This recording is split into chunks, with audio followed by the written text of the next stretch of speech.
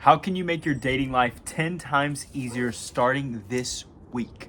I'm Brendan Holohan. I help introverted analytical men go from zero social momentum to landing consistent dates with the women that they desire. And in this video, I'm gonna break down the 5 most common mistakes that make dating way harder for these types of men, and one simple trick you can use to make it so much easier on you. Number 1, introverted men wait for perfect moments to try to interact with women. Now, I used to do this. I used to struggle so much with going out and seeing a girl in my day-to-day at the mall when I'm with my buddies and think I want to talk to this girl, but I had so many excuses about why I couldn't do it. She's with her friend. She's on the phone. She's over there. Like, just physically, I had to break off from what I'm doing and walk over here to interact with this girl. Or I'm with my friends. But the point I'm trying to make is that I had this laundry list of excuses. And then, God forbid, none of those things are the case, and it's a perfect moment, and I still just don't do it. This will make it so much harder for you. And a lot of guys combat this by just using dating apps. Now, while that is one form of dating in the modern world that can be, valuable for you, can get you results, it's also taking off so many other ways of meeting women off the table for you. It's also not improving your confidence, which is why I don't encourage it as the only tool that you use. As one tool in your arsenal is fine.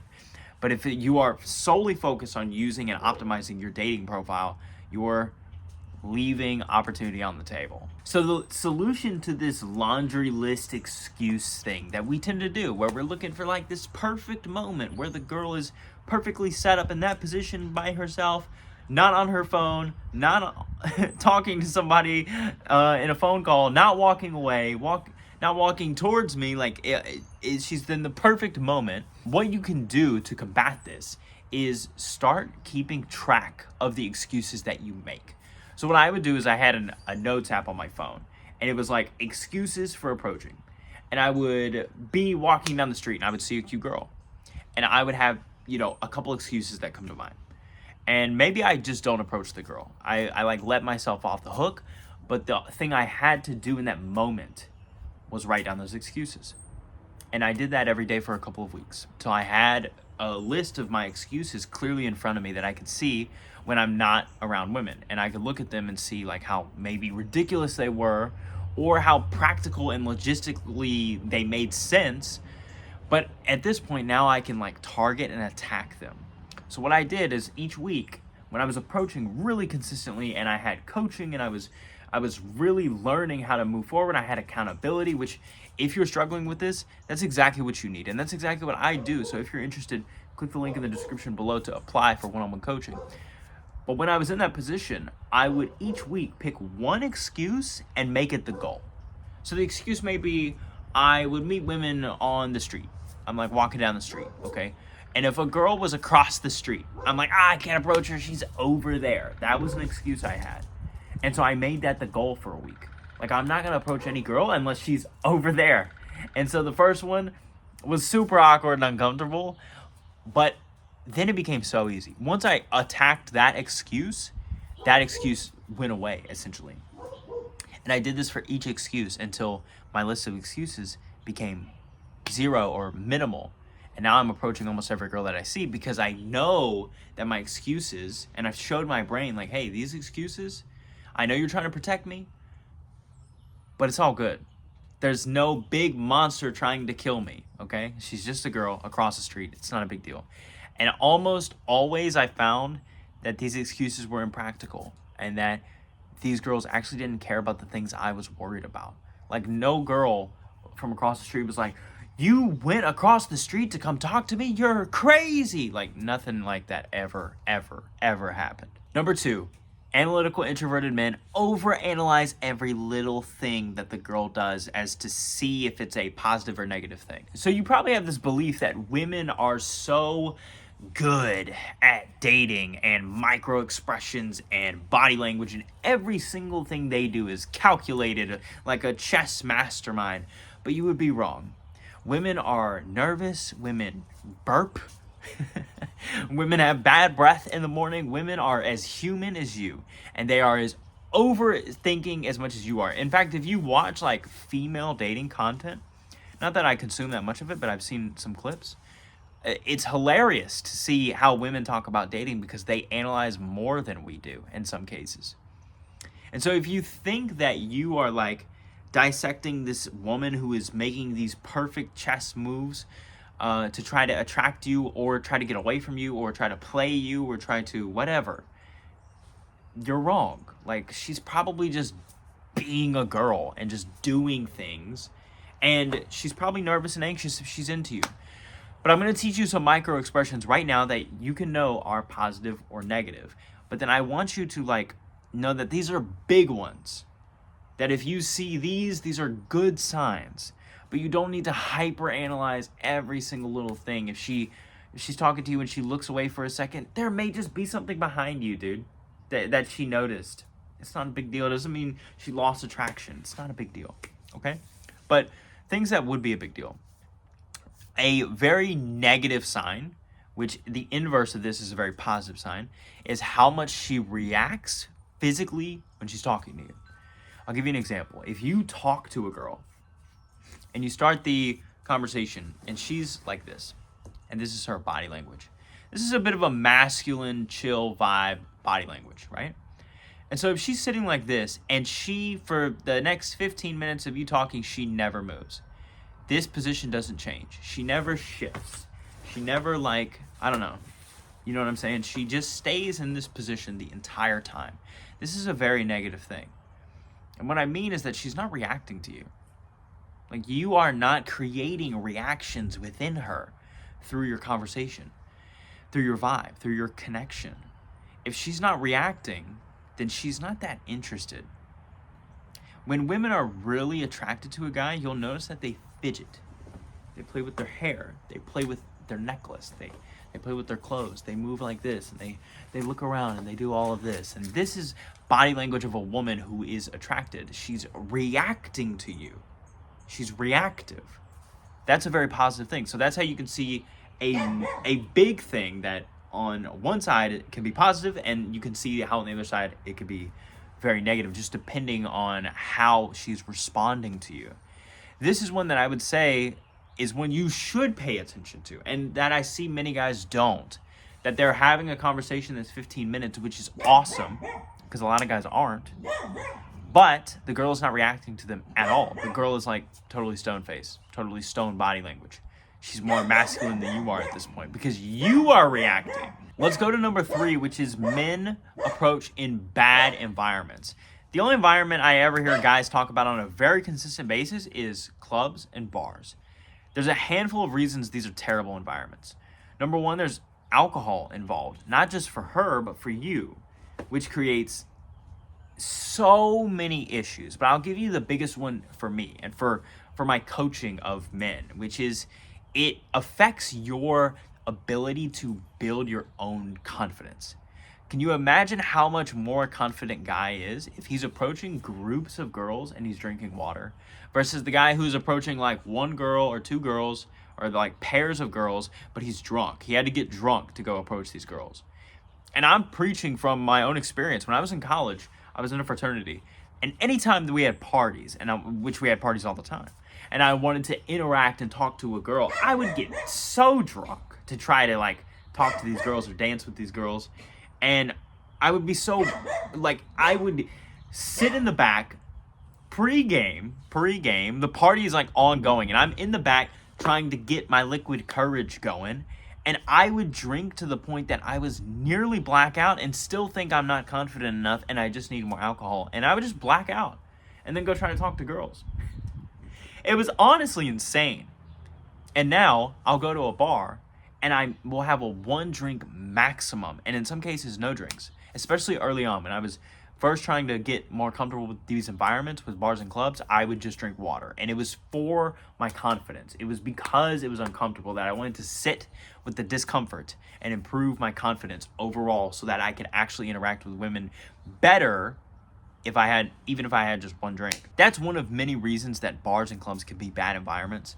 The only positive thing is that you're guaranteed to see women and they're guaranteed to be looking hot. That's it. They're trying to like dress up for the occasion, right? Much better environments are, especially for you, for an introverted guy, a much better environment is an environment where you already have a shared interest. So if you like yoga, go to yoga classes. Don't do yoga at home on your mat with YouTube videos. Go to a yoga class where there are women. If you like the gym, go to a gym where there are going to be attractive women. Go at a time where there are likely to be women to interact with. This is going to be a better environment. You're going to meet women who have a shared interest with you, and it's an environment where people still want to socialize and meet. Number 4 is guys don't ever build any skills. So many men don't see this as like a skill that they can build. They see this as a thing you're born with, or you have to have money and cars or be handsome or be tall, and none of that's true. There's a skill. There are skills involved with this.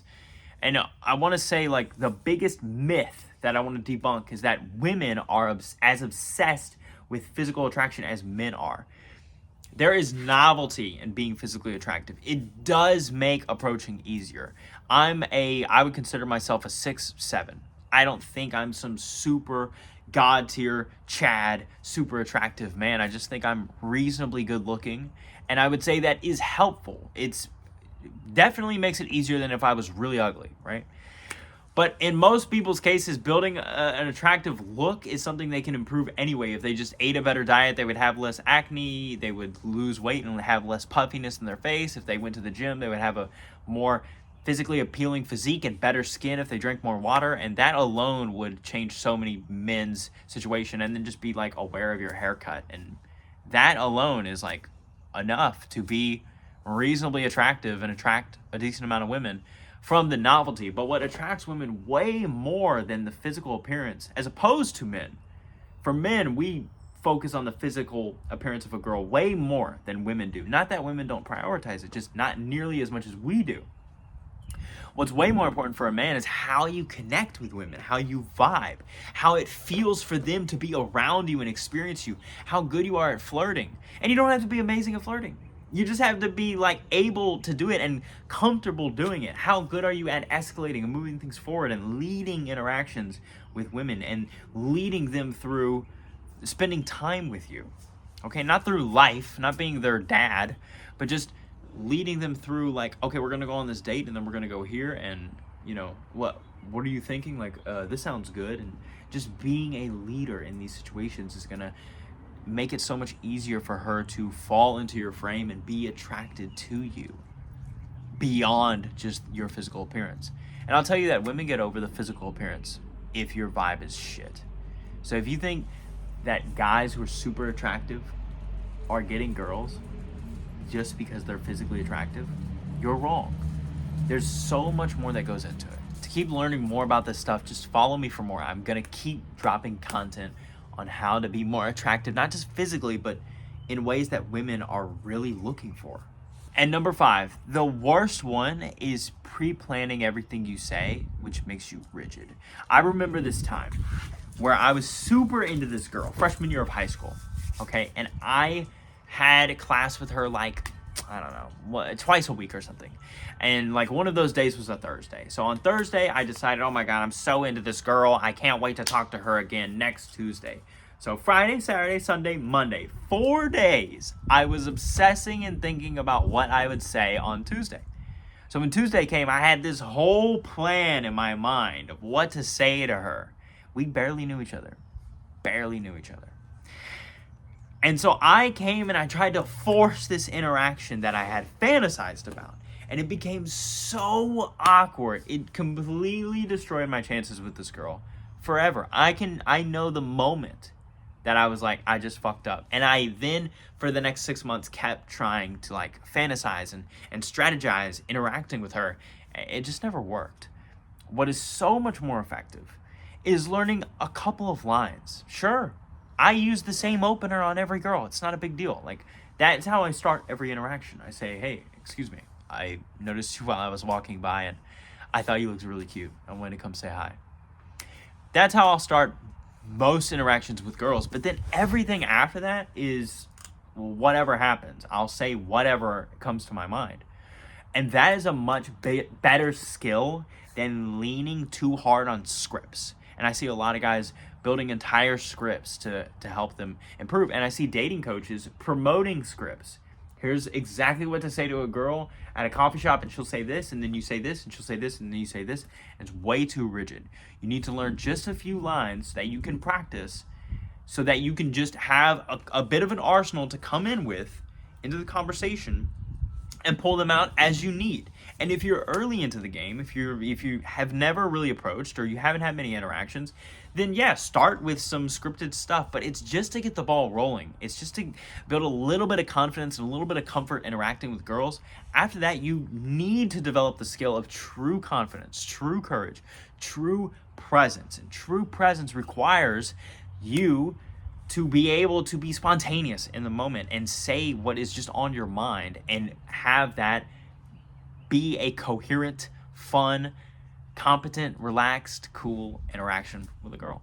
So these are the 5 biggest mistakes and how I would combat them. Now, one of the biggest thing from this list that you can do that's going to take you off hard mode and make things so much easier for you is just change the environments in which you're interacting with women. And I'm going to frame it this way. There's really 2 types of environments. There's cold environments and there's warm environments. And when you talk to girls in warm environments, these are environments like work, gym, school, classes, places where you're going to see the girl over and over again, and when you have already some form of interaction, like especially work is a good example, or school is a great example. Those are higher pressure, more difficult environments. You don't want to bring scripted conversations to say to a girl you're going to see every single day. You just want to be able to vibe and interact with the girl, but you have to be confident to do that. To build your confidence, I highly recommend you go to cold environments. Bars, clubs, walking down the street, malls. These places are where you can build the skills. This is where you can start practicing some scripted stuff and then getting away from the scripted stuff and building your own true confidence. And that confidence will translate so much better into a warm environment where you already have like a common interest. And there, in that place, you can now deeply connect with women on a much more attractive level and actually bring in a girl who has a shared interest with you and is more likely to become a partner for you. So these are the 5 biggest mistakes. One big concept that's going to help make this so much easier on you. And that's really all for this video, guys. If you enjoyed the video, please make sure to subscribe, like, comment, all that good stuff. If you like videos like this, drop a comment. I'll keep making videos like this. Let me know what you think. And otherwise, guys, I will see you in the next video. Peace.